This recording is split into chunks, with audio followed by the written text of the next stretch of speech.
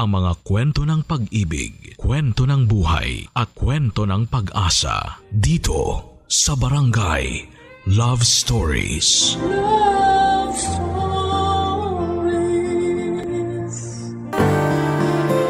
Bihira ang mga taong aamin na sila'y may pagkakamali. Hanggat maaari itatago natin ito dahil para sa atin nakakahiya kung bungkalin ito ng ibang tao. Ikaw kabarangay, handa mo bang ikwento ang iyong pagkakamali? Dear Papa Dudut, ako nga pala si Lizzie, isang sexy, maganda, proud online seller at kabit ng Cavite. Ako po ay 35 years old at alam kong maraming magagalit sa inyo dahil sinabi ko pang proud akong kabit. Nung una, kinakahiya ko rin naman po ito. Pero nang tumagal ay nagawa ko ng tanggapin. Maintindihan niyo ako kapag umabot na kayo sa dulo ng aking kwento. Sa ngayon ay gusto ko lang munang ibahagi sa inyo ang kwento namin ng kaibigan kong si Rica. Mas bata siya sa akin ng 5 taon at tulad ko ay isa rin siyang proud kabit ng Cavite. Huwag niyo rin sana siyang husgahan. Tulad ko ay meron din siyang kwentong ibabahagi sa inyo. Tuwing Martes ay palagi kaming nagkikita ni Rica sa bahay ko para mapag-usapan namin ang update sa pagiging kabit namin.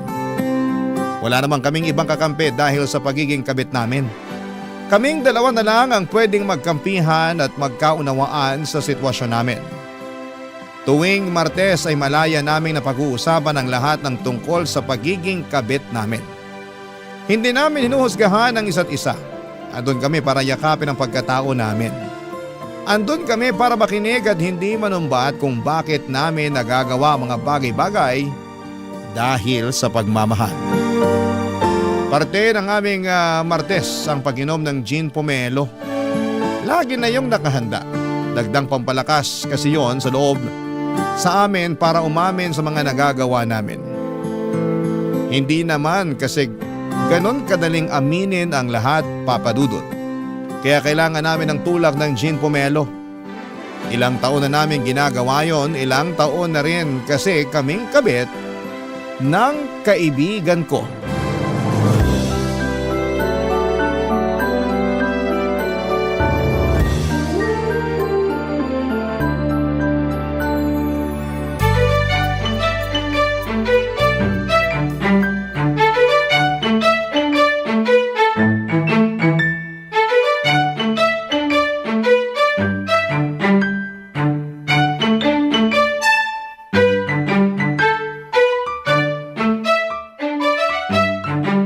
Naparami ang gawa ko ng gin pomelo ah. Habaan natin ang usapan para maubos to. Mabuti na lang at day off natin bukas. Sakit ito sa ulo sigurado. Pero mas nakakasakit ng ulong ikukwento ko sa'yo ngayon. Tungkol kay Angelo yan, no? Aba, meron pa bang iba? Kaya mo dinamihan tong gin pomelo kasi alam mo nang mahaba-haba talaga ang usapan. Gets mo na yun? So anong update dyan sa kabit mo? Naging customer ko ang misis niya. Ang daming binili mga imported chocolate sa akin. Hoy, delikado yan. Hindi kaya alam na niya? Hindi rin. Chinek ko yung Facebook activities niya eh. Naghahanap talaga siya ng mga imported chocolates para irigalo sa mga bata sa family reunion nila. Nakakatawa. Bakit kaya hindi ka nalang ni-recommend diretso ni Angelo? Pinahirapan pa niya maghanap ng tsokolate yung misis niya online. Parang sinasadya nga ng tadhana na idiretso na sa akin yung misis ni Angelo. Parang may gustong patunayan sa akin. Parang gusto na akong patigilin sa pagiging kabit ko. Ang tanong, titigil ka ba? Syempre hindi. Hindi naman ako nahuli. Pero alam mo na konsensya ako ng slight ha. Teka, nasusobrahan ka na yata sa gin pomelo ah. Tinatamahan ka na ng konsensya eh. Loka? Ay, kasi naman, mabait naman pala yung asawa ni Angelo. Sobrang friendly. Sana man lang binigyan mo ng discount yung mga binili niya sa'yo para pang bawas kasalanan sa kanya. Ginawa ko na yan. Ayaw tanggapin yung discount. Alam daw niya na mahirap magnegosyo. Dinagdagan pa nga yung bayad sa akin. Naaliw daw siya sa akin eh. Maaliw pa kaya siya kapag nalaman niyang ikaw ang kabit ng asawa niya? Hindi niya malalaman. Binlock ko na siya sa Facebook after niya magbayad sa akin. Para ka namang scammer niyan. Nang block after magbayad ng biktima. Hindi ko naman siya ni-scam, no? Pinadala ko pa rin yung chocolates. Dinagdagan ko pa nga eh. Pero in-scam mo pa rin yung asawa niya. Kaya ka ng block. Ang linis mo ah! Hoy, di ko sinasabi yan ha. Bilang kabit na katulad mo, alam kong mansyado na rin ako. Ano naman update kay Harvey mo? Ayun, tagapayo pa rin tuwing nagkakaroon sila ng problema ng misis niya. Kabit na, love advisor pa? Sobrang swerte naman sa'yo ni Harvey. Ano ba raw yung problema na naman nila ng asawa niya? Nangangalabit daw si Harvey, panay daw ang tanggi ni misis. Nung umulit ng mga labit si Harvey, bigla raw siyang hinampas ng cellphone ni misis. Anong in-advise mo? Wala naman. Sabi ko kung kailangan niya ng makakalabit na hindi tatanggi, alam niya kung saan ang address ko. Yan ang gusto niya sa'yo eh. Very generous ka pagdating sa pangangalabit. Yun naman kasi ang role natin bilang mga kabit. Tayo ang taga-provide ng mga bagay na pinagdadamot na ng mga misis nila. Pero at the end of the day, doon pa rin naman sila umuwi. Yung mga asawa pa rin ang pinipili. At tayo, saka lang tayo pipiliin kapag wala na silang peace of mind dun sa mga misis nila. Pero aalis din sa atin kapag nagkaayos na sila. Dapat may sweldo tayo mga kabit. Hindi kaya biro maging kabit. Dapat may benefits din at 13th month pay. Kaso wala eh. Puro pagpapaasa lang at sama ng loob ang ibinibigay sa atin. Kahit hindi A15 at katapusan. Nag-cheers pa kaming muli sa iniinom naming gin pomelo. Pagtapos lang yon ng usapan namin at pagdadrama. Kapag umabot na kasi kami sa punto na naaawa na kami sa mga sarili namin bilang mga kabeta ay saka namin yon ititigil sa pamamagitan ng pag-cheers. Pagkatapos noon ay may pag-uusapan na naman kaming iba. At kapag nararamdaman namin kulang pa at kailangan naming ituloy ang usapan tungkol sa mga kabit namin, saka kami magsasaling muli ng gin pomelo. At saka isa sa amin ang magbubukas ng topic sa mga kabit namin. Papadudot ganon ang naging cycle namin tuwing Martes. Sa loob ng ilang taon naming pagiging kabit papadudot, kasangga namin ni Rika ang isa't isa sa lahat ng bagay. Kami talaga ang magkakampi. Kami lang ang nagkakaintindihan. Nakilala ko at naging kaibigan si Rika noong nagtrabaho ako sa opisina nila. Nag-resign din naman ako dahil hindi ako yung tipo na gustong manatili sa loob ng opisina for more than 8 hours. Gusto ko ay hawak ko ang oras ko. Gusto ko ako ang boss ko. Kaya nag-resign ako at nagnegosyo na lamang. Maayos naman ang mga naging negosyo ko mula sa pagbebenta ng chocolates, beddings, mga class A na sapatos at bag. Isa rin akong agent para sa mga travel tours. Sideline ko rin ang pagbebenta ng insurance. Kontento naman ako sa tinatakbo ng career ko at nagpaka-busy ako sa mga trabaho ko para maiwasang isipin na isa lamang akong kabit. Kumbaga, escape ko ang trabaho ko sa realidad na isa akong kabit. Takas ko rin ang araw ng Martes kung saan ay nakakasama ko si Rika. Isang Martes ay may dinala at pinakilala sa akin si Rika, si Cherry. 25 years old katrabaho ni Rika at isa ring kabit, Papa Dudut.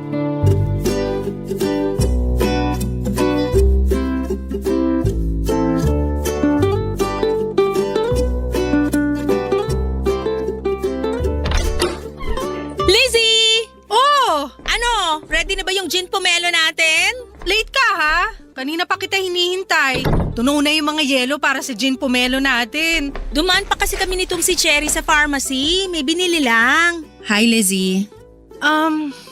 Hi. Huwag ka nang mahiya kay Cherry. Kabit din yan. Kaya ako sinama rito. Patikimin na natin ng gin pomelo. Upo ka na ron sa sofa, Cherry, nang masimulan na nating maglasingan. Kabit ka rin? Iko-congratulate mo ba ako? Last week lang nalaman ni Cherry na kabit siya. Kaya ako nakumbinsi ni Rika na pumunta rito. Madadamayan niyo raw ako. Madadamayan at hindi huhusgahan. Umupo ka na dyan para makainom ka na ng gin pomelo. Usog ka, Cherry. Tabi ko sa'yo dyan sa sofa. Alam mo ba, pinakamasarap gumawa ng gin pomelo si Lizzie. Siya ang pangbato ng barangay nila sa paggawa ng gin pomelo. Matikman nga. Pag natikman mo ang gin pomelo ko, baka lalong lumakas ang loob mo na maging kabit. Hindi lang lalakas ang loob, baka ma-inspire pa lalo na maging kabit. Ang supportive pa naman namin sa mga katulad naming kabit. Diba, Lizzie? Welcome to the club, Cherry! Ay. Pwede na bang magkwento? Aba, matapang tong bagong recruit mo, Rika, ha? Hindi pa nakakainom ng gin pomelo. Malakas na ang loob na magkwento. Kailangan ko kasi na masusumbungan. Magsumbong ka lang. Kaaway ng buong mundo, mga kabet, maliban sa aming dalawa ni Rika. Kakampi kami ng mga kabet. Tamang tao talaga ang mga nilapitan ko. Ikwento mo na, dali. Magsasalin lang ako ng gin pomelo. So ano bang kwento, Cherry? Akala ko siya na eh. Yan din ang linya namin dati. Typical na linya ng mga kabit na nabigla. Di ko naman alam na may asawa na pala siya. Gasgas na yung linyang yan. Ginamit na rin namin yan dati eh. Akala ko naman hindi niyo ako i-judge. Uy, hindi ka namin ginajudge, ha? Nakaka-relate lang kami sa'yo. Kasi kung ano man ang sinasabi mo ngayon, nasabi na namin yan noon. So hindi na pala ako special, ganun? Hindi naman tayo magiging special kahit kailan. Pwede bang malaman ko anong pangalan ng kabit mo, Cherry? Saka ko nasasabihin, blind item muna siya ngayon. Nakilala ko siya sa isang group sa Facebook. Nag-offer ng tulong sa akin hanggang sa ma-fall ako sa kanya. Facebook? Hindi mo man lang in-stalk bago ka kinilig sa kanya? In-stalk ko. Wala naman ako nakita. Walang nakita? O may ayaw ka lang makita? Nasaan na ba yung gin pomelo na binibida nyo? Kanina pa natutuyo yung lalamunan ko. Hindi nyo naman ako sinasalinan. Oh, shot na! Nagets na namin si Cherry kung iniba na kaagad niya ang usapan papunta sa gin pomelo. Ganon din naman kami ni Rika. Kapag mabigat na ang nakakatakot na ang susunod naming sasabihin, si gin pomelo na, doon na kami babanat. Hinayaan lang namin si Cherry papadudot at hindi na muna kami nagpakwento sa kanya. Pero para gumaan ang pakiramdam niya at hindi niya lalong sisihin ang sarili niya, nagkwento na lamang kami ng ibang experiences namin sa mga unang buwan na naging kabit kami. Magagaan lang na kwento para mapatawa namin siya kahit papaano. Natapos na nga ang mga kwento namin ni Rika. Pero hindi na tinuloy ni Cherry ang sa kanya. Nagsabi na lamang siya na babawi na lamang sa susunod na Martes. Doon na nga siya naging desidido na mapasama sa grupo namin ni Rika. Nagkwento na lamang si Cherry tungkol sa kinalakhan niyang pamilya. Napapaligiran pala siya ng mga kabit. Naging kabit din ang kanyang nanay, kabit din ang kanyang kapatid. Doon na namin siya naintindihan. Dahil maski kami, lumaki rin kami sa pamilyang hindi ikinakaila ang pagiging kabit. Siguro yun na ang naging normal para sa amin, kaya nadala namin yun hanggang sa pagtanda. Hindi namin nakitaan yun ng mali dahil doon kami nasanay. Mali man sa paningin ng iba pero nag-i-exist ang ganong isyo sa mga pamilya. Sa pagpapatuloy ng aming kwento, malalaman nyo ang iba't ibang naging dahilan namin kung bakit namin naisipang maging kabit at ipagpatuloy yon kahit alam naming may mali. At sana sa paglalahad namin maunawaan nyo kami at hindi husgahan. Tara, gin pomelo pa. Barangay Love Stories. Barangay Love Stories. Sa pagdaan pa ng mga araw, papadudot ay naging parte na ng aming Martes si Cherry. Kasama na namin siya sa gin pomelo sessions namin. Walang palya na ang pagpunta ni Cherry sa bahay ko para makipag-inuman at makinig sa kwentuhan namin ni Rika dahil sa mga kabit namin. Pero matipid pa rin siya sa mga detalye sa pagiging kabit niya. Ayaw pa rin niyang magkwento sa amin tungkol sa kabit niya. Hindi naman namin siya pinipilit. Alam ko ang pakiramdam niya. Nung nagsisimula rin ako sa pagiging kabit ko ay ayaw ko ring magtiwala sa iba. Ayaw kong subukang maghanap ng mga taong uunawa kung bakit yon ang landas na pinili ko. Hanggang sa dumating si Rika sa buhay ko.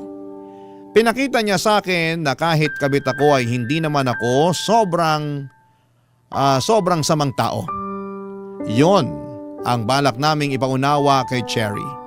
Na kahit kabit siya ay merong makikinig at uunawa sa kanya. Hindi siya aawayin at hindi siya huhusgahan. Papakinggan siya at ipaparamdam sa kanya na tao lamang siya para malito at magkamali. Pinaramdam namin sa kanya na kailangan lang niya ng mga tamang tao na makakaintindi nun. At andun kami ni Rica para gawin yon. Siguro may ilang Martes din ang lumipas bago tuluyang nagtiwala sa amin si Cherry at nagulat nga kami noong bigla na lamang nag-reveal si Cherry sa kwento ng pagiging kabit niya. Hindi namin alam kung napasobra sa gin pomelo o napasobra lang ang lungkot ng kanyang puso. Kahit ano pa yon, pasalamat na lang at nagtiwala na siya sa amin sa wakas, Papa Dudut.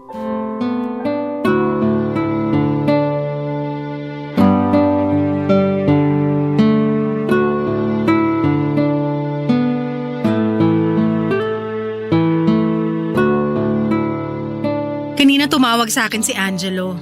Hindi ko sinagot. Wow! Pahabol ng ate mo?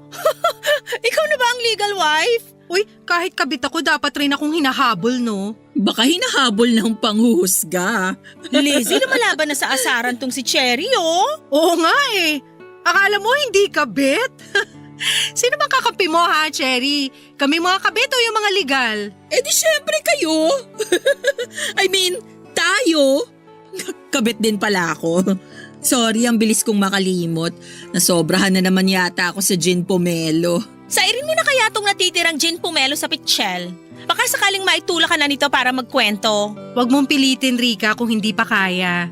Ako na lang ang uubos ng natitirang gin pomelo. Marami pa akong ikukwento tungkol kay Angelo. Sige Rica, ibigay mo na lang kay Lizzie yung natitira.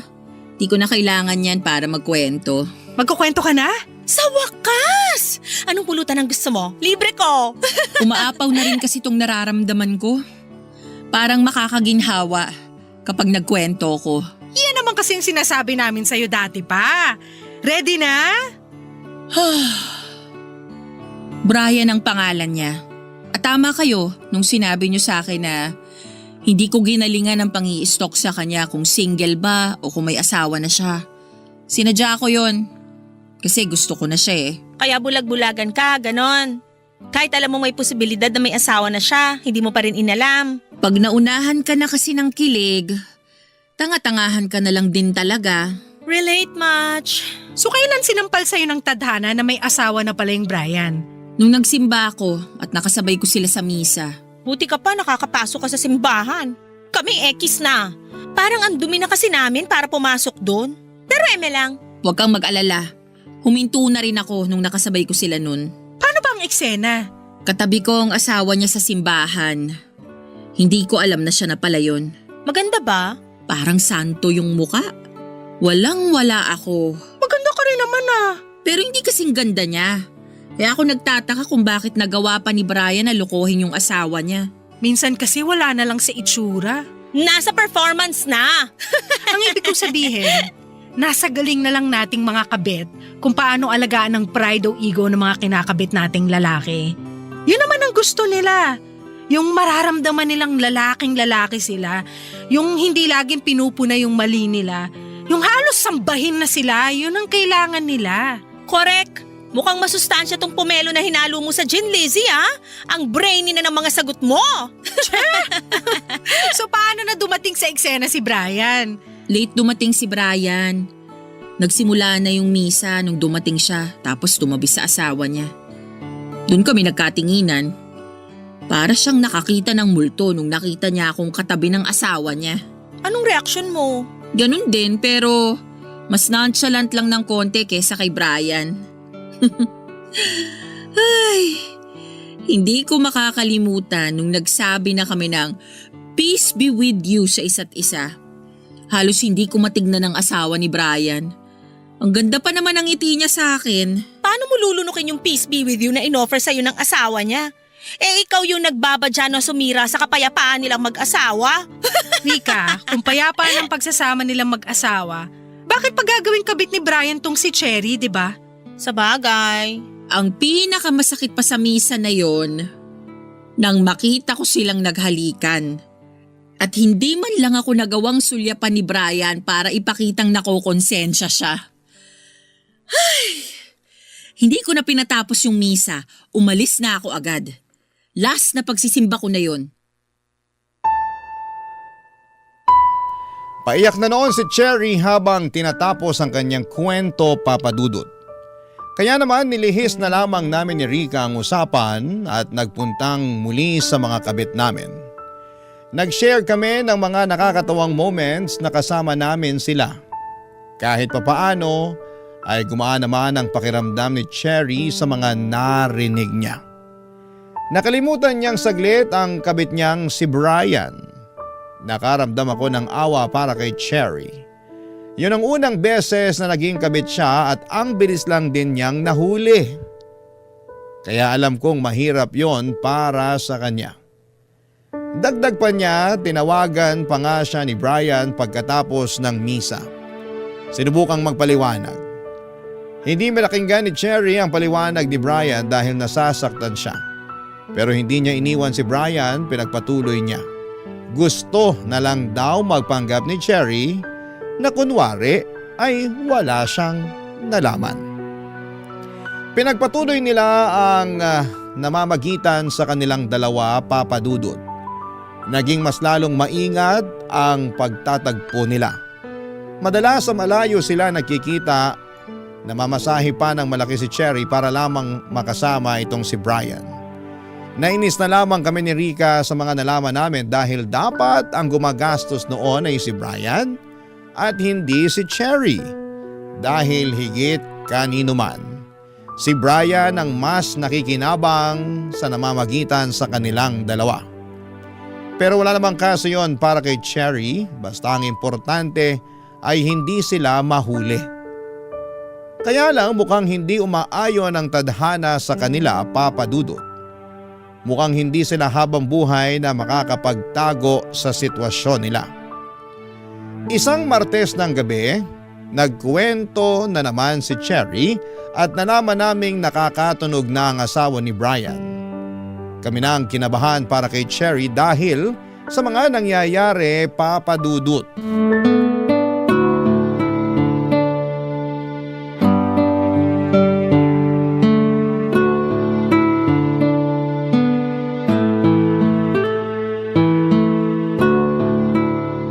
Mugto ang mga mata, Cherry ah. Mukhang nagkatampuhan kayo ng Prince Charming mo ah. Shut na! Hindi kami nagkatampuhan. Pero malapit nang magkahulihan. Ha? Nakatunog na ba yung legal? Oo. Paano? Chika mo naman. Kagabi ko pa to pinoproblema. Hindi ko alam ang gagawin ko. Mag-share ka sa amin para matulungan ka namin. Expert na kami sa pagiging kabit. Kung ano man na nangyari sa'yo, malamang na-experience na namin yan noon. Aksidenteng nag-like ng lumang post ko ang asawa ni Brian. Hindi nakalock yung Facebook mo? Hindi. Kailangan ba? Kapag kabit ka, mag-private ka ng Facebook at ibang social media accounts mo. Kung hindi ka nang i-stalk, malamang yung legal ang gumagawa nun. Huwag kang kampante. Pero kasi hindi ko pwedeng i-private ang Facebook ko. Kumikita rin ako sa pagpo-post ng reels eh. Okay lang sa'yo na mahuli ka ng legal wife kaysa bitawan mo yung pagpo-post ng Facebook Reels? Tama kami ni Rica, Cherry. Maging maingat ka. Marami ang nauhuli dahil sa Facebook. Nagpo-post ka ba kung nasaan ka tuwing magkikita kay ni Brian? Kapag maganda lang yung lugar na pupuntahan namin, para nga may kita ako sa Facebook Reels. Mali ka ron. Yun! Marami ka pa talagang kailangan matutunan sa pagiging kabit. O anong gagawin ko? Una, pumayag ka nang i-private ang Facebook mo. May option para i-lock mo yung account mo. Yun lang ang pwede maging option mo ngayon. Yan ang option para sa ating mga ginagawa lang na option. Char! Sorry, nagawa ko pa talaga magbiro. Kabado ka na kasi, Cherry. Sino ba naman kasing hindi kakabahan? Ayoko magkabukingan. Mag-lie-low muna kayo ni Brian. Huwag muna kayo magkita. Pero sa malayo naman kami magkikita. Hindi kami mahahanap ng asawa niya. Kahit sa buwan nyo pa balak magkita, kapag ang legal nagduda, mahahanap pa rin niya kayo panigurado. Huwag nang matigas ang ulo, Cherry. Gets namin na hindi mo kayang kumawala kay Brian. Pero pag nagkahulihan, ikaw ang pinakadehado rito. Bakit ako? Dapat nga si Brian ang pinakamalintikan dito. Siya tong nanloloko ng asawa niya. Pero hindi yun nakikita ng mga tao. Para sa kanila, lalo na sa mga kapwa natin babae, tayong mga kabit ang pinakamali. Sa sobrang galit nila sa atin, wala na sila halos maiwang galit dun sa lalaking nagloloko. Maaabswelto pa bigla. Ang masakit tiyan, papatawarin pa yung lalaki ng legal wife. Tapos tayong mga kabit, habang buhay niyang isusumpa. Parehas lang kami ni Brian na mali. Pero ikaw lang ang iiwan sa ere sa pagkakamaling yun. Kung magkahulihan man, pwede pang patawarin ng asawa niya si Brian. Pero ikaw, wala na. At habang buhay ka ng mansyado sa pagiging kabit mo. Kahit anong gawin mong pagbabago, kabit ka pa rin. Kabit pa rin ang tingin ng lahat sa'yo. Hindi para sa mahinang sikmura ang pagiging kabit, Cherry. Kaya dapat asahan mo nang wala kang magiging kakampi. Maliban sa amin. Kaya makinig ka sa mga payo namin dahil kami lang ang makakatulong sa'yo. Kami lang ang kakampi mo. Tahimik na ninamnam ni Cherry ang huling sinabi ko, Papa Dudut. Alam niyang mapait at mahirap na lunukin ang mga bagay na yon, pero kailangan. Natahimik na kaming tatlo pagkatapos noon. Wala ni isa sa amin ang nagsasalita. Nilantakan na lang namin, Papa Dudut, ang pulutan at sinaid na ang gin pomelo sa pitsil. Maya-maya pa'y narinig naming tumatawag si Brian sa cellphone ni Cherry. Pero hindi yon sinagot ni Cherry at natuwa kami ng palihim na nakita namin si Rika. At least natuto na kahit papaano si Cherry. Hanggang sa biglang nagsalita si Cherry at sinabi niyang hindi muna siya magpapakita kay Brian. At pagkatapos noon ay nagpatulong siya sa amin kung paano ipaprivate ang kanyang Facebook account at ibang mga social media accounts. Gusto niyang i-block ang asawa ni Brian pero inutos naming wag niyang gawin yon dahil mas lalo lang makakatunog ang legal wife niya. Papa Dudut, bigla ko naalala ang unang beses na naging kabit ako. Wala rin akong kaalam-alam noon, magaling magtago ang naging kabit ko. Gumamit pa nga siya ng ibang pangalan para hindi ko siya mahuli. Pinangakuan ako ng kasal kaya masyado akong nabulag at hindi ko nakita na paraan lamang pala niya yon para hindi ako maghinala sa kanya. Hanggang isang araw ay nakita ko silang mag-asawa nagyayakapan. Nakita rin niya ako pero hindi niya ako pinansin. Hindi na siya nagparamdam pa sa akin pagkatapos noon. Lalo na noong humingi pa ako ng eksplanasyon sa kung bakit niya nagawa yon sa akin. Blinak na niya ako sa lahat ng social media accounts niya at masyado niya akong ginalit. Papa Dudut, yon ang naging dahilan ko para makaramdam ng galit sa lahat ng mga lalaki. Nagtuloy-tuloy pa rin ako sa pagiging kabit.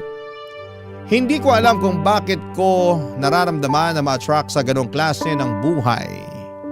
Bakit nga ba ako nakakatsyempo at nagkakagusto lagi sa mga lalaking nakatali na? Papa Dudut.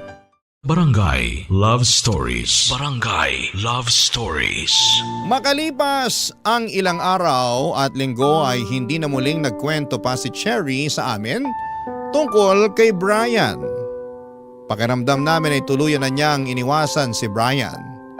Kami na lang ni Rika ang nagkukwento sa mga nangyayari sa amin ng mga kabit namin. Nakikinig na lamang si Cherry, Papa Dudut, at minsan ay naghahalo siya ng i-advise sa amin. Tama naman ang mga payo niya at mukhang natuto na siya sa mga nangyari sa kanila ni Brian. Mukhang siya pa nga itong naunang magbagong buhay kesa sa amin ni Rika. Pakiramdam namin ay graduate na siya sa pagiging number 2. Sana all na lang talaga ang nasabi namin ni Rica. Pero masaya naman kami para sa bunso naming recruit. At least, hindi siya nalubog sa pagiging kabit tulad namin ni Rica na ilang taon nang umaasang kami ang pipiliin ng mga kinakabit namin. Pero wala namang nangyayaring ganon. Ilusyon lang namin yon. Papadudot nagbalik sa normal ang lahat, payapa nang muli ang lahat. Wala nang nakakaramdam ng takot sa amin kung may legal wife bang nakakatunog na kinakabit namin ang mga asawa nila. Na-enjoy na namin ng todo ang gin pomelo sessions namin. Na-enjoy namin magkakasama ang araw ng Martes. Hanggang isang Lunes ay tumawag sa amin si Cherry, Papadudot. Baka raw pwedeng mag-gin pomelo session na kami kahit na hindi pa Martes. Ayaw namin ni Rica dahil tradisyon na nga ang Martes at hindi yon pwedeng ilipat ng Lunes. Kaya lang ay sinabi niyang hindi na raw makakapaghintay ang ibabalita niya sa amin, Papadudot. Kaya naman pumayag na kaming agahan ang gin pomelo session namin. Pinakaunang nakarating ng bahay ko si Cherry, mukhang atat na siyang sabihin ang nangyari sa kanya. Sumunod namang dumating si Rica at hinanda ko na ang gin pomelo nang makompleto na kaming tatlo, Papadudot.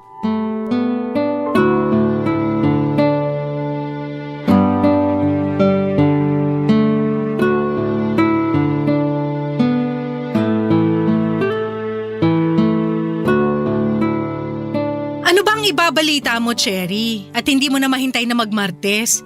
Isang tulog na lang oh. Gandahan mo yung ibabalita mo, ha? In-adjust namin yung gin pomelo session para sa'yo. Good news or bad news ba yan? Para alam ko kung dadagdagan ko ng gin yung inumin. Good news! Mukha naman good news.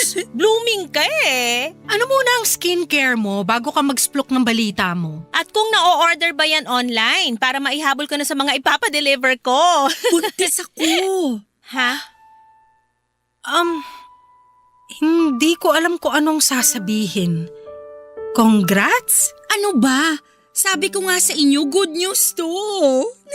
Sinong ama? Siyempre si Brian. Meron pa bang iba? Alam niyo namang loyal ako sa kanya. Pero siya loyal ba sa'yo at sa asawa niya? Sinisira niyo naman ang good news ko eh. Eh di na kasi good news yan sa amin. Hindi ka na makakainom ng gin pomelo. Kailangan ka naming ipagtimpla ng pomelo juice na plain. At mukhang hindi talaga good news yan dahil alam mong may asawa si Brian. Bakit hindi ka nag-ingat? Sinadya kong magpabuntis kay Brian. Bakit mo naman ginawa yun? Alam mo mas mapapahama ka lang dyan sa ginawa mo. Pwede kang idemanda ng asawa ni Brian.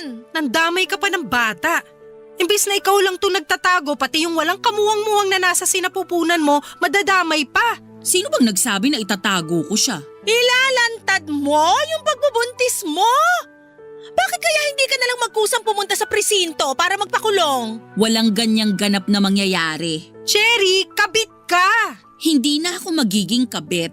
Kumalma kayo. Anong ibig mong sabihin? Ako na ang pinili ni Brian. Paano? Iiwan na niya yung asawa niya para sa'yo? Oo, at pinangakuan niya akong pakakasalan. At naniwala ka? Bakit naman hindi?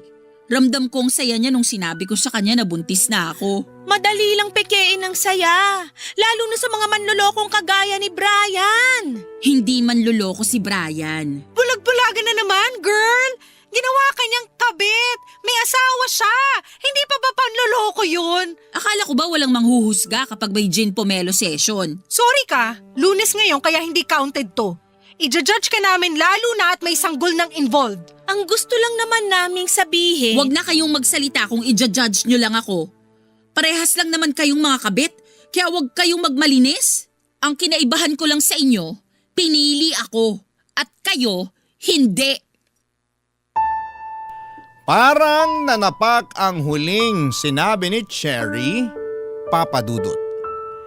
Pagkatapos noon ay nagmadali na siyang umalis at binalibag pa ang pinto ko. Pinagbigyan na lang namin dahil baka nga nadadala lamang siya ng emosyon Lalo't kalat na ang hormones niya dala ng ipinagbubuntis nito. Natahimik na nga lang kami pareho ni Rica pagkatapos noon. Hindi na namin tinuloy ang pag-inom ng gin pomelo at nilagay na lamang namin yon sa ref at saka nagpainit na lamang ako ng kanin. Yung pulutan namin, inulam na lang namin, nagtagal pa saglit si Rica sa bahay. Hindi na namin pinag-usapan pang muli si Cherry at nanood kami ng pelikula at natsyempo para tungkol sa mga kabit ang napili namin. 12:00 na ng hating gabi nang umalis si Rica sa bahay. Hanggang sa pag-uwi niya ay hindi na namin napag-usapan ang mga nangyari. Kinabukasan ay wala pa ring paramdam si Cherry sa amin, Papa Dudut. Alam naming sumama ang loob niya dahil hindi namin siya nagawang kampihan. Naiintindihan namin siya. Pero sana'y naiintindihan din niya ang punto namin. Sa pagsapit nga ng Martes, kahit kaming dalawa na lamang ni Rica ay tinuloy pa rin namin ang gin pomelo session namin. Kahit wala si Cherry ay ayos lang.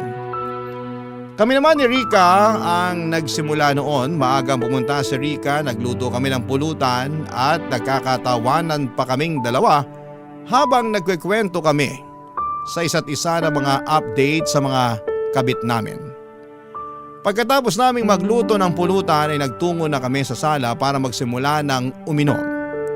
Gumawa kami ng bagong gin pomelo at nilabas pa rin namin yung tinimpla ko noong Lunes na hindi namin nainom dahil naunahan ng pagdadrama ni Cherry.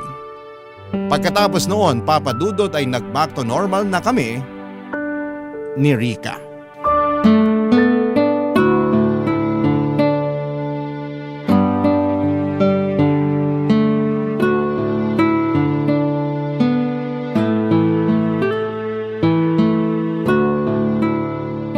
Ang dami nating uubusing gin pomelo. Hangover malala bukas. Wala tayong choice. Ubusin natin tong hindi natin nainom kagabi tapos itong bagong gawa ko na rin. Huwag na nating inumin yung kahapon. Ipainom mo na lang sa lababo. Sayang naman kasi. Alam mo namang ayoko nang nag-aaksaya ng grasya. O sige, salinan mo na ako para maubos na. May bisita ka ba, Rica? Bakit may kumakatok? Bahay mo to. Bakit ako tinatanong mo? Teka, pagbubuksan ko.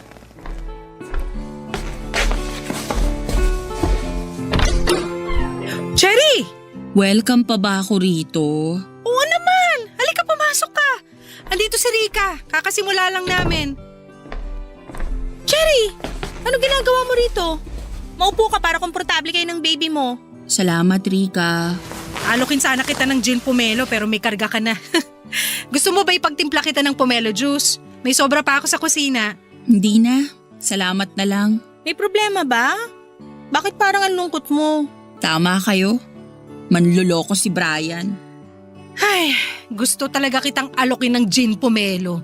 Ay! Mamulutan ka na lang, Cherry. Ano bang nangyari? Niready ko na yung mga gamit ko kagabi para makatakas na kami. Kasi yun naman ang usapan namin. Tapos nung tinawagan ko siya, di niya sinasagot. Hindi naman ako naghinala kasi gano'n naman lagi. Hindi naman niya agad nasasagot ang tawag ko kasi kasama niya ang misis niya. Kaya lang ano? tinawagan niya ako kaninang umaga. Sabi niya, tapusin na raw namin yung relasyon namin kasi nakukonsensya na siya sa asawa niya. Kapal talaga ng mukha. Ang late makaramdam ng konsensya. Nagmakaawa ako sa kanya na kahit patago na lang ulit kami, basta wag niya lang akong iwan kasi hindi ko alam kung anong gagawin ko. Lalo't buntis ako ngayon. Anong sinabi niya? Ayaw niyang panindigan yung pinagbubuntis ko. Sabi niya, baka naman daw meron pa akong ibang kabit at gusto ko lang ipaako sa kanya. Linyahan ng mga lalaking takot sa responsibilidad. Hindi na nakakagulat. Ano na ang plano mo ngayon? Maghahabol ka pa ba? Kasi kung ako lang, ayoko na maghabol. Hinabol ko siya eh. Kaso tinakot niya ako.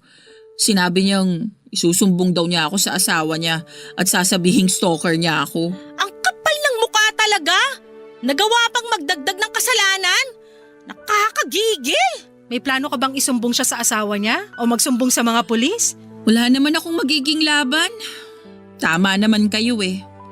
Walang kakampi sa mga kabit na katulad ko. Kami! Kakampi mo kami! Kung ano man ang mapagdesisyonan mo, susuportahan at tutulungan ka namin. Sasamahan ka namin magsumbong sa asawa niya kung makakatulong yun para sa inyong mag-ina. Bahala na, hindi ka namin papabayaan. Salamat pero ayoko na. Hindi ko na lang sila lalapitan. Kawawa lang kami ng magiging anak ko kung masasangkot pa ako sa gulo. Kaya ko naman to. Kaya mo talaga. At tutulungan ka namin. Hindi mo kailangan ng lalaking walang kayang gawin kundi magloko. May karma rin sa kanya lalo't tinalikuran niyang pagiging ama niya. Magtitirik ako ng kandila bukas para mapaaga ang karma niyang lalaking yan. Leslie, Rika, Ano yon? Anong kailangan mo? pwede niyo ba akong ikuha ng mangga at alamang? Natatakam kasi ako eh. Kami pa magbabalat para sa'yo. Niyakap namin si Cherry, Papa Dudut. At doon na nga siya napaiyak. Kahit kami ay nadamay na rin. Oo, at mali naman talaga ang maging isang kabit. Pero sa mga pagkakataong yon ay kami na lang ang nagkakaintindihan. Pwede nila kaming husgahan. Sanay na po kami. Pero hindi namin huhusgahan ang isa't isa. Hinayaan muna namin si Cherry na ilabas lahat ng sama ng loob niya. Pagkatapos noon ay naghanap na kami ng mangga para sa kanya. Kung saan-saan kami umabot para lamang makahanap ng mangga sa ganong oras. Nakahanap naman po kami. Sinabayan namin siyang kumain ng mangga at nakahinga naman kami kahit papaano ng maluwag. Ganon din si Cherry sa mga nangyari sa kanya. Lalo na noong paulit-ulit naming pinangako sa kanya na tutulong kami sa magiging anak niya. Pinag-usapan na nga namin kung ano ang magiging pangalan ng magiging anak niya. Sa ngayon, Papa Dudut, sinisikap naming damayan si Cherry sa pagbubuntis niya. At dahil nga sa nangyari kay Cherry ay pinili naming tapusin na rin ang pagiging mga kabit namin.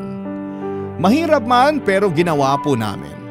Nakasanayan na naming maging number 2 pero gagawa kami ng paraan para makahanap kami ng lalaking gagawin kaming number 1. Hindi na kami papayag na itago na lamang. Hindi na kami papayag na pipiliin lang kapag may problema sila ng asawa nila. Kung wala mang pumili sa amin dahil sa aming nakaraan, hindi kami mag-aatubiling piliin ang aming mga sarili dahil yun naman ang dapat. Hanggat magkakasama kaming tatlo, hanggat May Martes at Jean Pomelo, makakayanan namin ang lahat. Maraming salamat po sa pagbasa ng aming kwento at sana'y may napulot po kayong aral at makatulong din kami para sa mga katulad namin. Muli maraming salamat po. Ako po ang inyong kapuso at kabarangay forever, Lizzie. Barangay Love Stories. Barangay Love Stories. Anong say mo sa Barangay Love Stories na ito? Pagkwentuhan natin sa comment section yan. Nagustuhan ng iyong napakinggan? Ituloy yan via live stream sa www.gmanetwork.com/radio.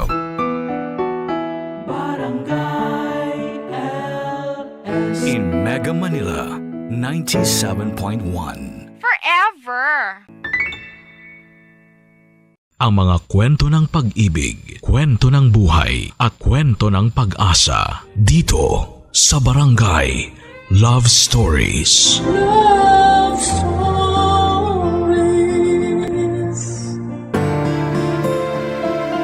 Sinasabi na ang mundo ay isang malaking entablado. At tayong lahat ang mga artista dito. Ang bawat isa daw ay may parte sa pagtatanghal kaya iba't iba tayo ng estado at karanasan.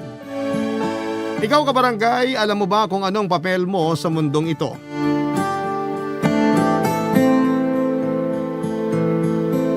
Dear Papa Dudut, magandang araw po sa inyo at sisimulan ko na po ang sulat ko sa pagpapasalamat at napili po ninyong basahin ang aking kwento. Ako po si Brent, 34 years old sa kasalukuyan. Pero ang kwento po ay nangyari noong 2008 hanggang 2010. Noong nasa edad 18 hanggang 20 years old ako. Ang nanay ko po ay si Veronica. 38 years old siya noon at kilala po siya sa pangalang Vera. Yan po ang screen name niya.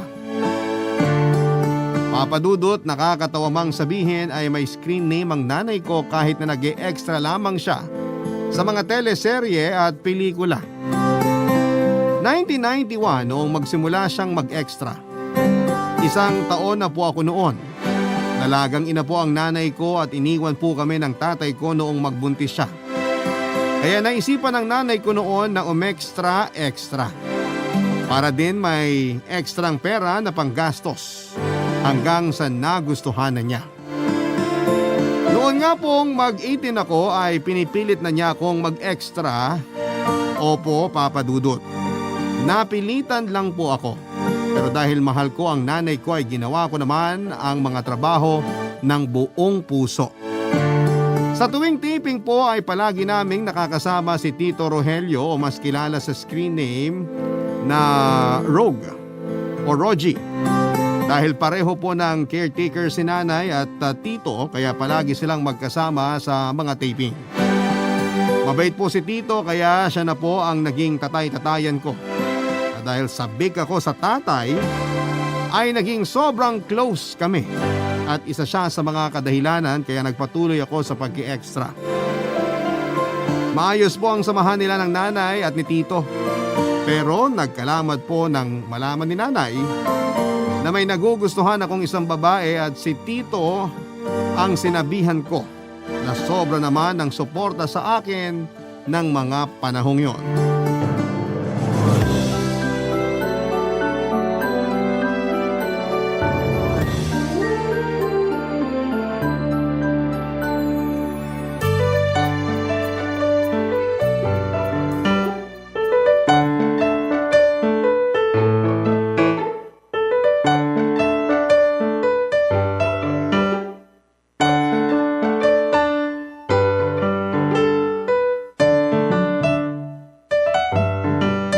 Tito, Oh, Brent, halika, maupo ka. sabi ko na lalabas kayo dun sa holding area eh. Alam mo naman, ayoko nang maingay. Magpapaligsahan na naman yung iba doon tungkol sa mga nagawa nilang pelikula at serye. Nako, isa si nanay sa kanila. Bida-bida na ba ang nanay mo kaya ka lumabas? Bumibuelo na. Magpapatalo ba naman yun? Kumusta ang pag-aaral mo? Okay naman po. Hindi ba nakakasagabal tong taping? Hindi naman po. Ilang subjects na lang din po kasi gagraduate na ako. Yun na nga eh. Dapat nagko-concentrate ka sa pag-aaral mo kasi graduating ka na. Okay lang po Tito Rog, kaya naman. Tsaka kaligayahan po ni nanay na magkasama kami sa mga ganitong taping eh. Ewan ko ba dyan sa nanay mo? Yung pangarap niya, gusto pangarapin mo rin. Hayaan nyo na po. Tsaka masaya naman ako kasi nakakasama ko rin kayo. Nako, inuto pa ako nito. Hindi ko po kayo inuuto. Alam nyo naman po na kayo lang ang nasasabihan ko ng mga bagay na hindi ko masabi kay nanay. Pwede mo naman akong tawagan kung sakaling wala ka rito. Mas maganda po kasi yung personal na usapan. Sige na nga. Ikaw, mapagtanggol mo lang ang nanay mo. Totoo po yun, Tito. Sa katunayan, may gusto nga po akong sabihin sa inyo ngayon eh. Ano yun? May nagugustuhan po kasi akong babae. O, edi maganda. Kaklase mo ba? Hindi po. Ah, taga sa inyo? Hindi rin po. Sino to? Natatandaan niyo po yung kasama natin ng ilang araw sa taping noon? Teka, yung lagi mong kausap? Opo, siya nga po. Nako, sinasabi ko na nga ba eh. Pumuporma ka na nung mga araw na yon. Hindi pa naman po ako pumoporma. Ang bilis naman po nung kung sakali. Baka po siya mabigla. Tama yan. Dapat respeto ang mauna bago ang panliligaw. Opo. Alam mo, mabuti pala. Nasa kabilang unit ang nanay mo nung mga taping na yon. Kung hindi, nako, nakikinita ko ng sasapian ng karakter ng kontrabida ang nanay mo. Oo nga po eh. Oh, anong problema dun sa nagugustuhan mo? Wala naman po. Bale ngayon po iniisip ko na gusto ko na siyang ligawan. Sa ilang araw na pag-uusap nyo mula nung sumikat ang araw hanggang abutan tayo ng paglubog, siguro naman nagkakilala na kayo ng lubusan. Opo, Mabait po siya. Ano? Nay, Anong liligawan? Sino? Oh, hayaan mo munang magsalita ang anak mo. Nay, si Luan po. Luan? Yung bagong talent ni Tito Ador? Opo. Hindi! Vera, ano ka ba? Pangalan pa lang nasasabi ng bata, hindi agad ang sagot mo. Hindi ako papayag na yun ang maging girlfriend mo. Nay, hindi ko pa po siya girlfriend. Kakausapin ko pa lang po siya. Pwes walang mangyayaring usapan. Hindi mo siya kakausapin at layuan mo siya. Vera, Pag mo akong mabera-bera, ikaw napakasamang impluensya mo talaga sa anak ko. Siguro ikaw ang nagsabing ligawan niya yun, ano? Nay, hindi po. Sariling desisyon ko po yun. Anong desisyon? Wala kang pagdidesisyonan. Ako ang magdidesisyon kung sinong nababagay sa'yo. Nay naman. Extra ka na nga, kukuha ka pa ng extra. Ang ligawan mo yung may pangalan na o yung magkakapangalan na. Doon ka maghanap ng maliligawan sa mga minamanage ni Mama Liza. At least yun mga nakakapaglinya. Vera, puso ng anak mo ang usapan. Anong kinalaman ng nakakapaglinya at hindi? Ikaw, Rogelio, wag na wag mo nang lalapitan ng anak ko, ha? Pati ikaw ayoko makausap ni Brent. Nilalason mong isip niya eh. Uy, Nay. Pumalik ka na ron sa standby area natin. Lumayo ka sa anak ko, Rogelio. Papadudot mula ng araw na yon na nalaman ni nanay ang pagkagusto ko sa isang babae na extra din gaya namin, ay lagi na niya akong sinisita. Kahit sinong extra ang makausap ko ay palagi niya akong hinihila palayo. Madalas ay napapahiya na ako sa ibang mga extra na nandoon sa taping. Iisa lang naman kasi ang holding area namin kaya sa maliliit na lugar na yon ay konting komosyon ay kita at dinig na ng lahat. Hindi ko maintindihan si nanay kung bakit siya ganon. Hindi ko maintindihan kung bakit parang galit siya sa mga kapwa namin na extra. Para tuloy naiisip ko ang istorya ng nagkagustuhang mayaman at mahirap na pinaglalayo ng pamilya nila.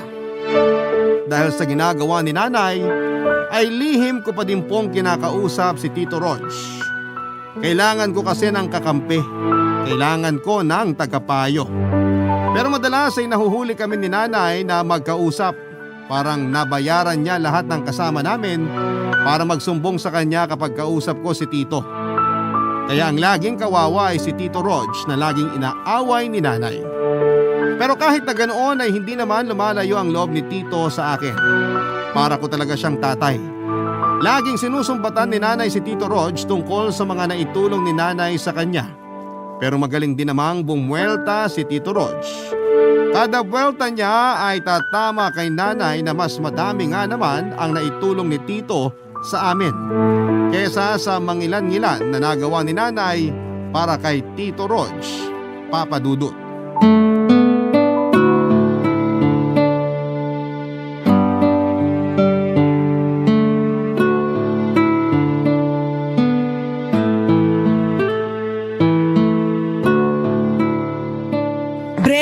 Bilisan mo kumilos.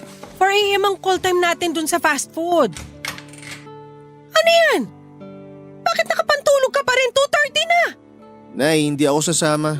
Ano? Hindi ako magti-taping. Ano na naman ang pumasok sa utak mo? Hindi na po muna ako sasama ngayon. Nasisiraan ka na ba? Sino nagturo niyan? Si Rogelio na naman? Nay, wag niyong idamay si Tito Rog dito. Wala siyang kinalaman sa desisyon ko. Desisyon ko po ito mag-isa. Hindi pwede. Nay naman eh. Umayos ka na dyan. Nay, please po. Ayoko muna mag-taping. Hindi ka ba nahihiya? Napalista ko na yung pangalan mo kay Daddy Ami. Pwede naman siyang kumuha ng iba. Marami namang may gusto. Hindi yon. Pag hindi ka sumama, maninega ka sa kanila, baka hindi ka nakunin uli. Marami pa naman pong talent coordinator eh. Pag nasira ka sa isa, masisira ka sa lahat. Magkakakilala ang mga yun. Nagsusulutan nga sila ng mga tao eh. Ikaw hindi mo nire-respeto ang trabaho natin, ha? Nay, paano naman napunta sa hindi pagrespeto? Ano ba yung ugali mo? Napaka-unprofessional mo. Unprofessional na agad yun, Nay. O anong tawag sa ginagawa mo? Nakalista ka na ron tapos hindi mo sisiputin? Nay, kayo naman na naglista sa akin eh. Yun na nga! Mapapahiya ako! Si Ian na lang ang isama nyo. Tatawagan ko siya ngayon. Gustong gusto nun. Ikaw ang nakalista ron. Kahit naman sino ang dumating dun, Nay. Wala naman silang pakialam. Alam mo mo ba ang mangyayari kapag hindi mo sinipot ang taping? Hindi mo man lang isipin ng mga kasama mo. Nay, anong sinasabi niyo? Hindi maaapektuhan ng taping sa pagkawala ko. Kasi wala kang pakialam kaya hindi mo alam. Nay, kahit sinong isaksak sa eksena, hindi pakikialaman ng production. Wala naman tayong role eh. So walang paghahandaan at walang mabibitin kung wala man ako. Ikaw binabastos mo na ang propesyon natin ha? Gaganda po ba yung eksena kung ako yung nasa background? Aayos po ba lahat pag ako yung passerby? Sumusobra ka na ha? Hindi na maganda yung pinagsasasabi mo. Nay, sinasabi ko lang yung totoo. Alam mo mula nung nakikipag-usap ka dun sa Rogelio na yung ganyan ka na. Nay naman, ang tagal ko nang nakikipag-usap kay Tito Rog. Kung ano man yung sinasabi niyong pagbabago ko, dapat noon pa. Kita mo yan? Yung mga rason mo? Ano pong meron sa mga rason ko? Puro pabalang. Nay, hindi po totoo yan. Alam niyong hindi ko gagawin sa inyo na sumagot ng pabalang. Ano yung mga sagot mo? Nagpapaliwanag lang po ako. Anak, wag mong sirain ang pangalan natin. Apelyido ko ang dala mo. Ang tagal kong ipinundar para lang sirain mo dahil biglang ayaw mo mag-taping. Nay naman eh. Ano pong pangalan? Hindi nga nila tayo kilala. Tama na. Wala kang respeto sa pagiging artista. Nay, hindi tayo artista. Extra po tayo. Extra, ibig sabihin, sobra. Sobra tayo kasi tayo yung itinatapal sa mga kulang na espasyo. Huwag mong bastusin ang pagiging extra. Nay, wala po akong binabastos. Nagsasabi lang po ako ng totoo at dapat tanggapin na natin yun. Hindi ko matatanggap yan. Nay, kaya minsan naaabuso tayo eh. Kung ano-anong sinasabi mo, magbihis ka na nga.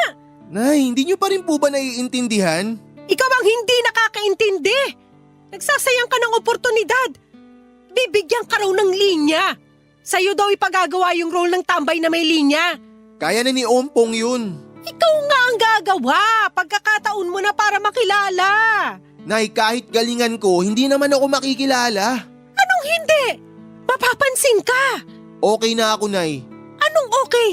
Nay, hindi nga po ako sasama. Naiinis na ako sa'yo ha. Nay naman, ang hirap pakiusapan eh. Magbihis ka at gawin mo yung role at hindi yung pinapasa mo kung kani-kanino. Ikaw nga ang gusto. Bakit hindi na lang po kayo ang gumawa, Nay? Tutal sa tagal niyong extra, hindi pa kayo nabibigyan ng linya kahit kailan. Aray. Nay, bakit niyo ako sinampal? Kulang pa yan. Pati ako kaya mo ng pastusin? Nay, hindi po yun yung intensyon ko. Magbihis ka na! Hihintayin kita sa labas! Papadudot na sampal po ako ng nanay ko. Alam ko pong masama ang nasabi ko pero nabigla lang din naman ako. Hindi ko akalain na aabot si nanay sa pananampal. Kaya sa sobrang sama ng loob ko ay tumakas ako. Galit na galit daw si nanay noon pero hindi niya ako hinanap dahil pumunta siya sa taping.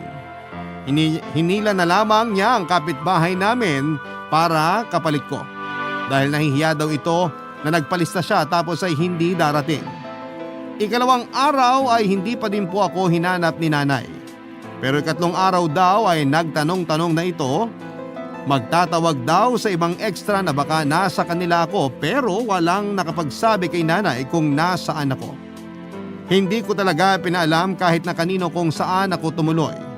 Hanggang sa maisipan ni nanay na tawagan si Luan, ang babaeng nagugustuhan ko.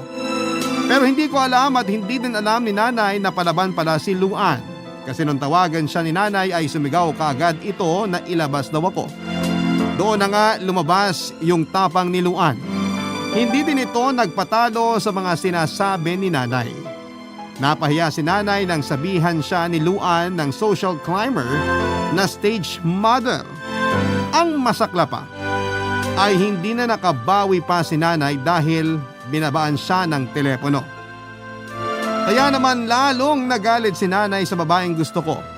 Dahil napahiya ay susugurin niya ang bahay ni Luan na malapit lang naman din sa amin, Papa Dudut. Barangay Love Stories. Barangay Love Stories.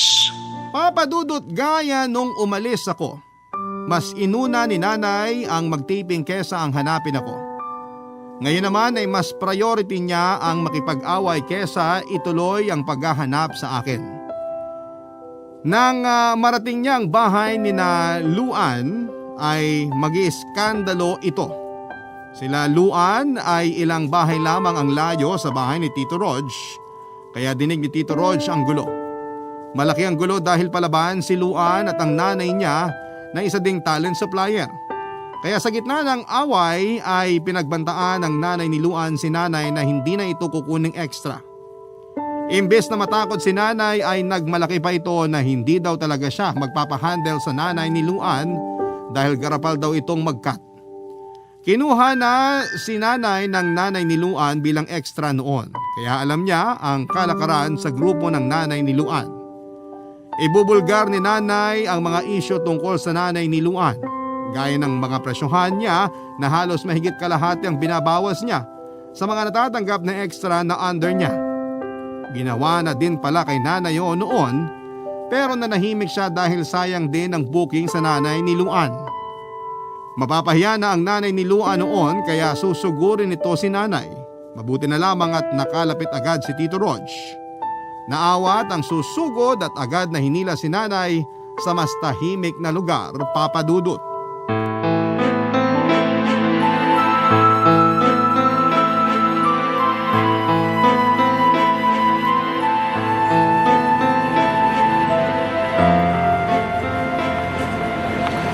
Itawan mo nga ako! Tama na kasi. Bakit akala mo hindi ko kaya yung matandang yon? Balwarte nila yun. Gusto mong kuyugin ka ng angkan nila? Hindi ako natatakot! Nako, matakot ka. Saktan nila ako baka i-demanda ko sila! Vera, wala ka sa lugar. Anong wala? Kinakampihan mo ba sila? E di magsama-sama kayo! Hindi ako takot sa inyo! Pwedeng bawasan mo muna ang tapang mo at pakinggan mo ang mga ikakatalo mo. Matatalo ko kasi nagkakampihan kayo! Una, pwede ka nilang saktan. Anong pwede? Sira ka pala eh! Wala silang karapatang saktan ako! Meron nga. Nasa bakuran ka nila. Trespassing ka. Hindi ako natatakot! Bakit ka ba kasi nakikipag-away? Paanong hindi? Tinatago nila ang anak ko! Kung nakatago sa kanila ang anak mo, sana kanina pa lumabas yun. Kasi hindi niya hahayaang mapahamak ka. Palay ko ba kung nalaso na nung pamilyang yun ang isip ng anak ko? Iba ka din talaga mag-isip. Kilala ko yung matandang yon, manggagancho yon. Nakita mo na ba si Brent? Hindi pa nga! Hinahanap ko nga, di ba? Hinahanap? Mas nauna ka pa nakipag-away kaysa maghanap. Huwag mo nga akong pinapakailaman. Sige, Ikaw nga eh, nagtatatay-tatayan ka pa sa kanya tapos parang wala kang pakialam dyan. paano mo naman nasabi yan? Totoo naman! Naghahanap ka ba? Oo naman. Bakit hindi mo pa siya nakikita? Ikaw ba nakita mo na siya? Naghahanap pa nga ako, di ba? Anak mo ba ang hinahanap mo o away? Tumigil ka na nga! Kung wala ka may tutulong, isara mo na lang yung bunganga mo. Importante sa akin si Brent. At sa akin, hindi. Hindi ako nakikipagpaligsahan sa'yo. Bakit kailangan sabihin mo pa sa akin na importante sa iyo ang anak ko? Kasi yun ang totoo. Hindi ko hayaang may mangyari sa kanya. Para ko na siyang anak. Para mo lang siyang anak. Ako, anak ko siya talaga. Sinabing hindi ako nakikipagpaligsahan. Ano bang gusto mong sabihin? Kalimutan mo na. Tutulong ako maghanap kay Brent. Ay, salamat naman. Umuwi ka na muna at magpahinga. Bukas, sasamahan kitang maghanap. Bukas? Oo, Hindi pwede bukas. hindi pwede. Bakit? Biyernes bukas. Bakit? May pamahiin ba? Wala. Oh, bakit hindi pwedeng maghanap bukas? May taping ako bukas. Ano? Magta-taping ka pa? Oh, sayang din ang kikitain, no? Iba ka? Ano? Wala. Hindi ka naman magte-taping bukas, di ba? Hindi. O, mabuti naman. Bakit? Ikaw na muna mag-ikot para hanapin si Brent. Bahala ka na nga. Hindi ko na alam sa'yo. Hoy, saan ka pupunta? Hanapin mo si Brent, ha? Balitaan mo na lang ako.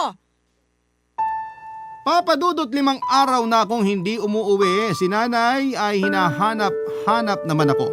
Pero hinahanap niya ako kay Tito Rog. Kung nakita na daw ba ako.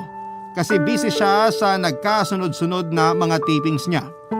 Si Tito Rog naman na hindi din nagtitiping ay sinasabing hindi pa ako nakikita.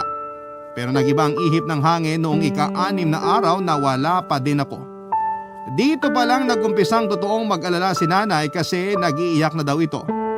6 na araw bago na-realize ni nanay na delayed reaction siya.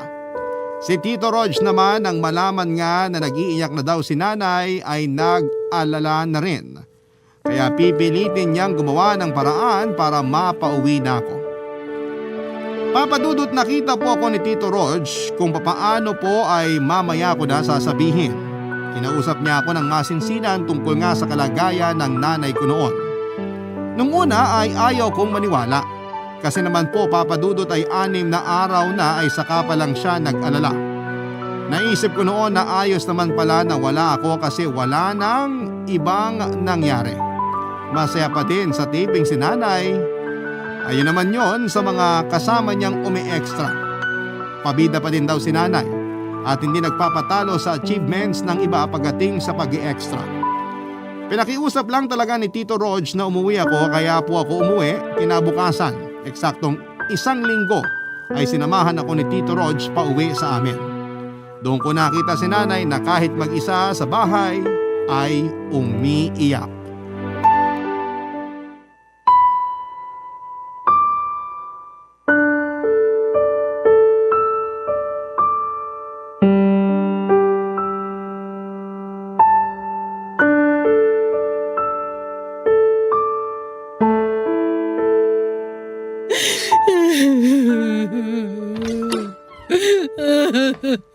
Nay, Brent! Halika nga rito. Yakapin mo nga ang nanay. Tahan na, ayun na ang anak mo. Nay, sorry po. Ano ba nangyari sa'yo? Nag-isip-isip lang po ako. Nag-isip ka? 1 linggo? Sorry po talaga, Nay. Pasensya na rin po kung natagalan ako mag-isip-isip. Palibhasa, sarili mo lang ang iniisip mo. Vera, nandyan na ang anak mo. Huwag mo nang pagalitan. Anong wag pagalitan? Ang laki ng damage na ginawa niya. Ano? Nay, Tumigil ka! Ang dami mong sinayang. Ano bang sinasabi mo? May malaking role na naman sana para sa kanya pero dahil wala siya, naghanap na ng iba yung caster. Vera? Nay, kaya kayo umiiyak? Kaya kayo nag-aalala kasi may role na para sa akin na hindi ko nakuha? Natural! Hindi kayo umiiyak kasi nag-aalala kayo sa akin? Nag-aalala ako. Paano kung hindi ka nakunin uli? Pagkakataon mo na makilala, sinasayang mo? Nay! Ewan ko sa'yo! Ang tanda-tanda mo na maglalayas ka pa! Vera, ano bang nangyayari sa'yo? Huwag ka makialam rito! Ako ang nagdala sa kanya dito. O ano gagawin ko ay anak ko naman yan? Hindi ko na alam kung anong iisipin sa'yo, Vera. Hoy, Rogelio! Huwag mo nang dagdagan ang inis ko! Respetuhin mo naman ang anak mo. Aba, sino ka para turuan ako ng respeto? Anak ko yan! Parang hindi eh. Palibhasa kasi hindi ka nagkaanak, kaya pati ang anak ko pinakikialaman mo. Sobra na yan, Vera. Totoo naman ah! Alis na ako. Sasama ako, Tito. Anong sasama? Pumirmi ka rito sa bahay. Tatanungin ko yung mga supplier kung may kailangan pa na maglilinya. Nay, ano ba naman kayo? Ano ba naman ako? Ginagawa ko to para sa kabutihan mo. Sa kabutihan ko o sa kaligayahan nyo? Ayoko pong mag-extra. May iba po akong gustong gawin. Hindi ko minamasama yung pagiging extra pero iba yung pangarap ko. Paano ang pangarap ko? Nagagawa nyo naman yung gusto nyo, di ba? Hindi ko naman kayo pinipigilan sa pag-extra eh. Tigilan na natin tong usapan na to. Sumunod ka sa akin. Ewan ko na, Nay. Kaya kami nandito ni Tito Rog kasi naawa kami nung malaman namin na umiiyak ka. Nag-alala kami sa'yo. Sana pala hindi na lang ako umalis sa bahay ni na Tito Rog kung ganito lang din yung dadatnan ko rito. Ano? Ibig mo sabihin nandun ka lang sa bahay nitong Rogelio na to? Kesa magpunta siya sa kung saan, sinabi ko na lang na sa bahay na siya magpalipas ng sama ng loob. Ulo ka talagang Rogelio ka eh. Pinabayaan mo ako maghanap ng ilang araw, nasa bahay mo lang pala ang anak ko. Naghanap, Vera? Hindi ka naman naghanap. Pinahanap mo lang siya sa At akin. nasa inyo lang pala tapos lolokohin mo kung hahanapin mo? Kung noon pa lang nagkausap tayo, nakita ko na nag-aalala ka. Siguro noon pa lang kinausap ko na si Brent para umuwi. Sinaulo ka pala talaga eh. Pwede kitang idemanda ng kidnapping. Nay, nasa tamang edad na ako para magdesisyon. Tsaka ako yung lumapit kay Tito Rog. Ako yung nakiusap sa kanya na doon muna ako sa bahay niya tumira. Kidnapping pa rin yon. Eh kung ikaw ang i-report ko ng child neglect? Anong neglect ang sinasabi mo? Lahat ng mabuti para sa anak ko ang iniisip ko. Mabuti lang sa sarili mo. Hindi mo iniisip ang damdamin ng anak mo. Hindi mo pinakikinggan ang gusto niya para sa sarili niya. Ako ang magdedesisyon para sa anak ko at hindi ikaw. kasi wala kang anak. Nay, ano ba kayo? O bakit? Totoo naman. Tara na nga, Tito. Umalis na tayo rito. Sige! Pag umalis ka, huwag ka nang babalik, ha? Halika na, Tito. Ganon? Sige, magkampihan kayo! Magsama kayo! Wala na akong pakialam sa inyo! Papa Dudut, hindi kami makapaniwala ni Tito Rog sa mga inasal ni nanay noong araw na yon. Para siyang wala sa kanyang sarili at parang wala na kaming halaga sa kanya. Kahit kay Tito Rog lang ako nakikitira noon ay hindi talaga nagbago ang isip ni nanay para ayusin ang lahat at puntahan ako at kausapin. Walang nagbago kay nanay. Ang tanging nagbago lang ay wala na siyang kinukulit para sumama sa kanya sa mga tapings. Pero ang pagtitiping niya ay tuloy pa din. May panahon na medyo dumalang ang paglabas ni nanay, siguro ay dahil na din sa dami ng inaway niya.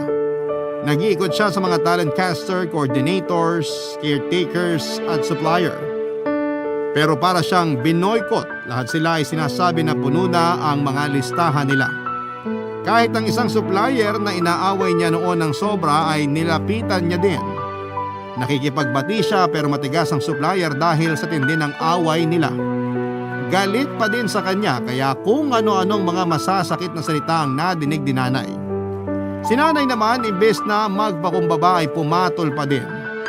Siniraan niya ang supplier sa ibang mga extra na nandoon pero walang nakikinig sa kanya.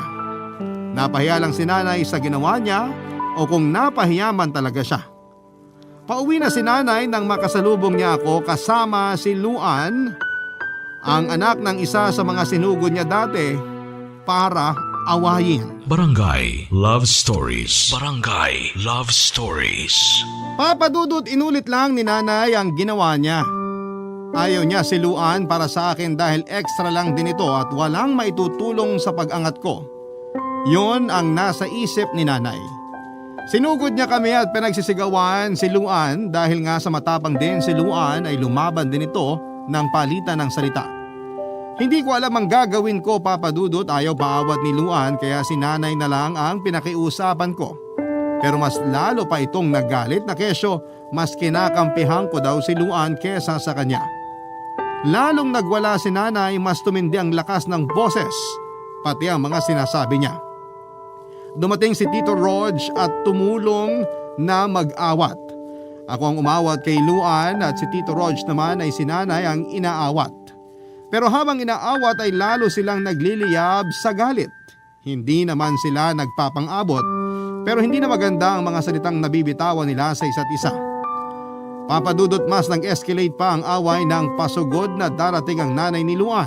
Kasama pa nito ang iba pang mga talent supplier na nakaaway din ni nanay. Kaya ayon, imbes na umawat ay sinulsuran pa nila ang nanay ni Luan para maggalit kay nanay. Hindi na sila maaawat kaya si Tito Rog ay binitbit na si nanay palayo sa mga kaaway niya habang ako ay naiwan. Pero nang makalayo sila nanay ay tumahimik na din si Luan. Akala ko ay okay na pero nagulat ako nang sabihin ni Luan na maghihiwalay na kami.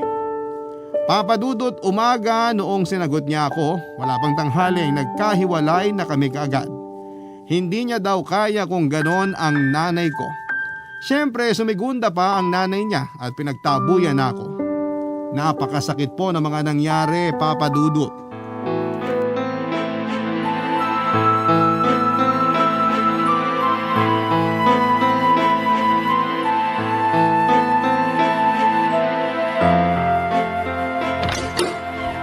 Ibaba mo nga ako! Sandali! Bastos ka talaga, Rogelio ka! Aray! Dapat lang yan sa'yo! Bakit mo ko kinalmot? Bastos ka kasi! Ako pa ang bastos. Ikaw ang nakikipag-away sa kalye. Ano ba pakialam mo? Wala. Wala pala eh! Bakit ka nangihimasok sa buhay namin? Naaawa lang ako. Hindi ko kailangan ng awa mo!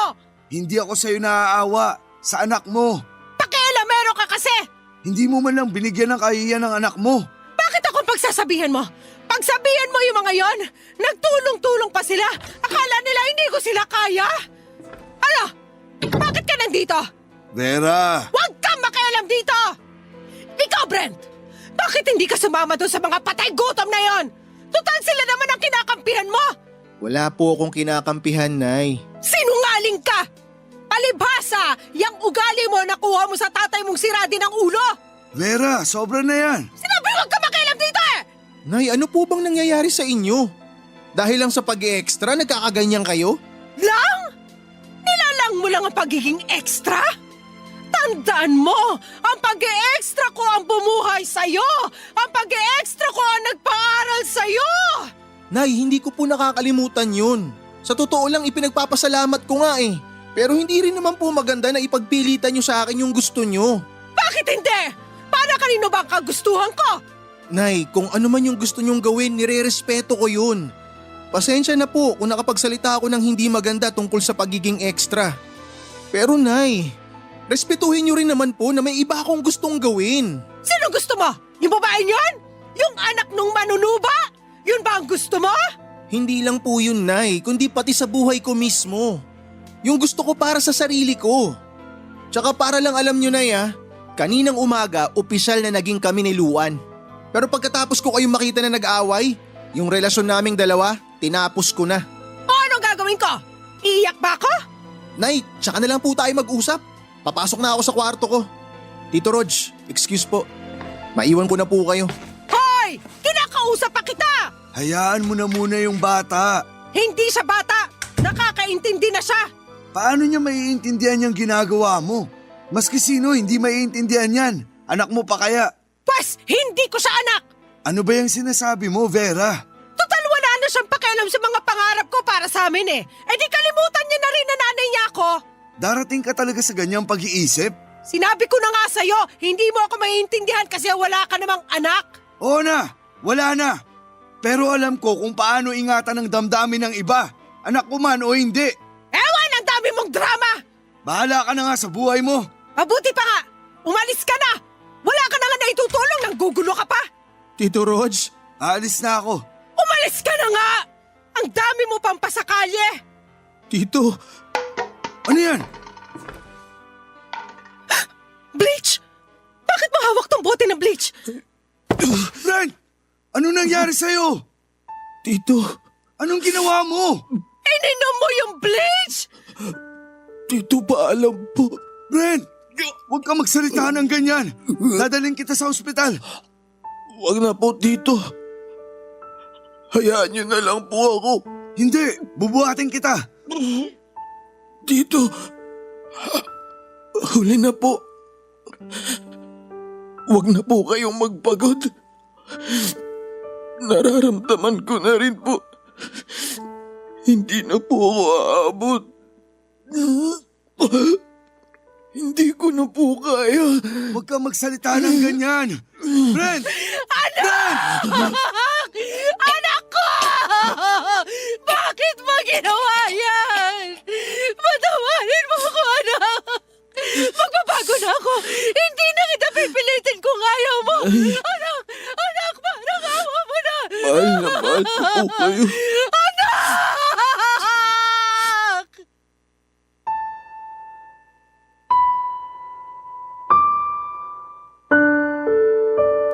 Papadudot nag-iyakan sina nanay at Tito Rog sa mga nakita nila nung malaman nilang ininom ko ang isang bote ng bleach. Si nanay ay nagmamakaawa pa na hindi na ako pipilitin sa ayaw ko. Magbabago na daw siya, mabuhay lamang ako. Si Tito naman ay pilit ng pilit na bubuhatin ako pero ayoko talaga.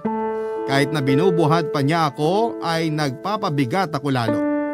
Humingi ako ng tubig at ikinuha ako ni Tito Rog at pagkainom ko ng tubig ay dahan-dahan akong tumayo at kitang-kita ko kung paano magtaka sina nanay at Tito Rog. Dahil lang sa tubig ay parang lumakas na ako. Ilang sandali ay sumigaw ako ng cut. Nagulat pa silang dalawa. Saka ko tinanong kung ayos ba ang acting ko. Parang natulala silang dalawa sa mga nangyari at saka mapapapalakpak si Tito Rog. Pero si nanay ay tatakbo palabas habang humahagulhol pa din. Susundan ko sana pero sabi ni Tito Rog ay siya na ang hahabol kaya hinayaan ko na lamang siya, papadudot.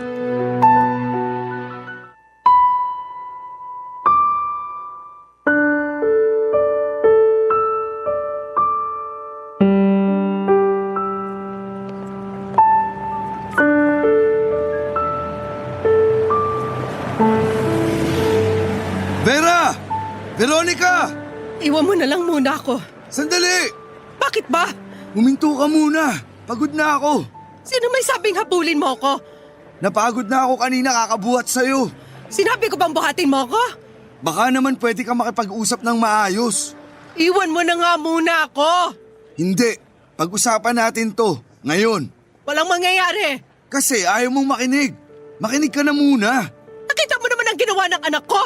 Nagagalit ka? Hindi! Mabuti naman. Naiinis ako kung bakit niya nagawa yon. Hindi ba yun ang gusto mo? Yung umarte siya? Ayun, umarte na sa sarap mo. Pero hindi sa ganong sitwasyon. Akala ko totoo. Natakot ka ba na mamamatay siya? Siyempre, anak ko yun. O bakit dati? Parang wala ka namang pakialam kung anong nararamdaman niya. Huwag mo na nga ako sumbatan. Mahal ka ng anak mo. Alam ko. Bakit mo siya pinahihirapan? Bakit mo siya inihigpitan ng wala sa lugar? Oo na. Huwag mo na ipagdiktikan pa. Mag-usap kayo. Nahihiya ako. Mas maganda yan. Ibig sabihin, nagising ka na. Ano ba? Tinutulungan mo ba ako o sinusumbatan? Sinasabi ko lang naman. Mapapatawad kaya ako ng anak ko? Anak mo yun. Alam ko, nakakainis ka naman tanungin eh. Anak mo yun. Mabuti ka namang tao, kaya ganun din siya. Pabuting tao? Matapos na mga nagawa ko? Naudyok ka lang naman ng mga pangarap mo. Kung magsisisi ka, mapapatawad ka na ng Diyos. Hiyang-hiya ako. Yang hiya mo ang magiging sagabal na naman para sa pagbabago. Kaya alisin mo yung hiya at harapin ang dapat harapin. Tama ka. Nay! Anak! Nay, sorry po. Anak, patawarin mo ko. Madami ako nagawang mali sa iyo. Hindi ko sinasadya mga ngayon. Mataas ang pangarap ko. Nung nagising ako, yung pangarap pala na yun hindi para sa iyo kundi para sa sarili ko. Pasensya ka na sa mga pamimilit ko sa iyo. Pasensya ka na sa mga nasabi ko. Kalimutan na po natin lahat ng mga nangyari. Salamat, anak. Salamat sa pag-intindi. Ako ang nanay mo pero mas nakakaintindi ka pa kaysa sa akin. Ang ibig sabihin lang nun, Nay, mahal na mahal ko kayo. Hindi na kita pipilitin kung ayaw mo na mag-extra. Salamat, Nay. Pero ako tutuloy pa rin ako, ha? Pero Nay, hindi porke ayaw ko na mag-extra, kukontrahin ko na kayo ha. Siyempre, nakasupport pa rin ako sa inyo. Salamat, anak. Ayan, maayos na ang lahat. Salamat din po, Tito. Itong batang to, wala yun. Nay, Oh, wala po ba kayong sasabihin? ha? Saan? Sa mga nagawa ni Tito Rog para sa atin? Ah, yun ba? Oh, Nay, ano na? Go! Salamat, Rogelio, sa lahat na nagawa mo sa amin. Lalo na sa anak ko. Malaking bahagi ka ng paglaki niya. Sandali, naiiyak ako. Tigilan mo nga ako. Nung pina-acting ka dati sa taping, hindi ka nakaiyak. Kaya ka pinalitan. Iba naman yun. True to life to, no? Umuwi na nga tayo. Mamaya mag-away na naman kayo eh. Papadudot na gising na si nanay na wala sa dugo ko ang maging isang artista. Pero kahit na ganoon ay masaya na kami ni nanay mula noong araw na yon. Makalipas lang ang ilang buwan, pagka-graduate ko ay nakapagtrabaho na ako noon ng regular at nagsimula bilang trainee sa isang kumpanya sa Makati. Masaya naman ako sa trabaho ko kasi gusto ko at walang nagpilit sa akin. Papadudot hindi na kami nagkabalikan ni Luan nung nakipaghiwalay siya sa akin ay naisip ko din na hindi ko pala siya gusto kasi na-turn off ako sa kanya noong patulan niya si nanay at nakipagpalitan siya ng hindi magagandang salita. Kahit alam niyang mas matanda sa kanya ang kaaway niya at higit sa lahat ay nanay ko pa. Pero noong panahon na yon ay nagpatuloy pa din si nanay at si Tito Rog sa pag-e-extra. Gusto talaga ni nanay eh. Sinabi niya na may hinihintay lang daw siya bago siya magretiro sa pag-e-extra. Noong 2012 matapos mabigyan ng linya si nanay sa isang serye sa GMA Network, ay tumigil na siya sa pag-e-extra. Gusto lang pala ni nanay na magkaroon ng linya. Yun palang hinihintay niyang hudyat ng pagre-retiro niya. 2012 din po noong mag-decide sina Nanay at Tito Rog na magpakasal na. Opo Papa Dudut, nabuo po ang pag-iibigan nila dahil sa lahat ng serye at pelikula na pinagsamahan nila ni Tito Rog. Kaya ayon, para silang childhood sweetheart na nagkatuluyan. Mula po noon ay sa isang bahay na sila nakatira. Ako naman po ay nakabukod pero wala pa din akong girlfriend noon. Masaya naman po ako kahit na ganoon. Sa taong pong ito ay 12 years anniversary na nila Nanay at Tito Rog. Hindi na po sila nagkaanak.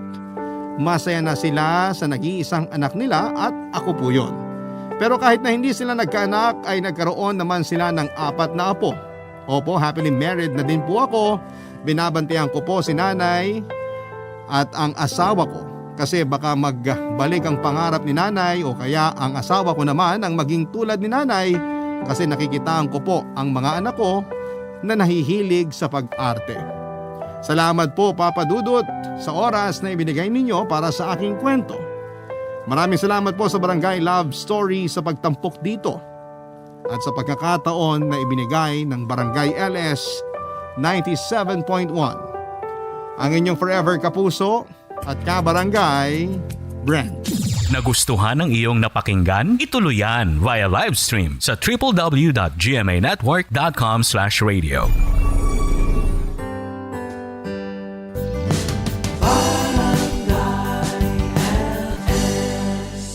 Forever.